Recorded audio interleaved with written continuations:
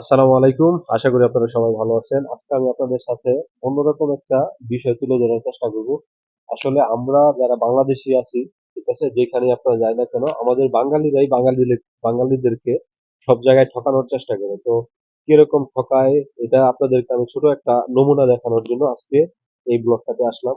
তো আপনাদেরকে আমি দেখাচ্ছি। এদিকে একটু দেখাও।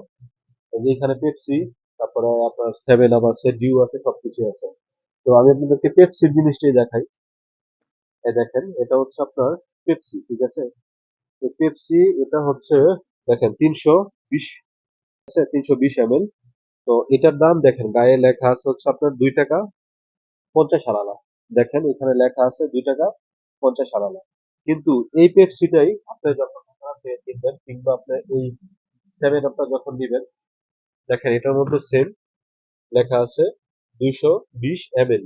যখন এটা গায়ের মধ্যে লেখা থাকে আপনার 220 ml এবং এটার মধ্যে গায়ে লেখা হচ্ছে 2 টাকা 50 হালালা। অথচ আপনার বাঙালি যে কোনো একটা দোকানে যাবেন, বাঙালি একটা দোকানে গেলে যখন আপনি নাস্তা করতে যাবেন, ঠিক আছে, কিংবা আপনি এমনি থেকে একটা পেপসি কিংবা হামদিয়ার কিংবা একটা 7 আপ আপনি কেনার জন্য যাবেন, তখন দেখবেন কি তারা আপনার কাছ থেকে এই জিনিসটা 3 টাকা করে রাখবে। আমি হয়তো আপনাদেরকে বোঝানোর মানে কতটুকু বুঝাইতে পারছি আমি জানি না। আমার কথা হচ্ছে ভাই, 50 হালালা বেশি নিতেছে, কিন্তু 50 হালালা বেশি নেওয়ার মানে এরকম না যে আপনার প্রত্যেকটা প্রোডাক্ট থেকে তারা 50 হালালা বেশি দিব। আমি আপনাদেরকে কেন বললাম দেখেন, সৌদি আরবের মধ্যে যত বড় বড় শপিং মল আছে, মানে আপনার সুপার শপ গুলো আছে কিংবা দোকান আছে আরবিয়ান, প্রত্যেকটা দোকানের মধ্যে আপনার 2 টাকা 50 হালালা করে এটা বিক্রি করা হয়। তাহলে আপনি বাঙালিরা কেন আপনার 50 হালালা করে বেশি বিক্রি করতেছে?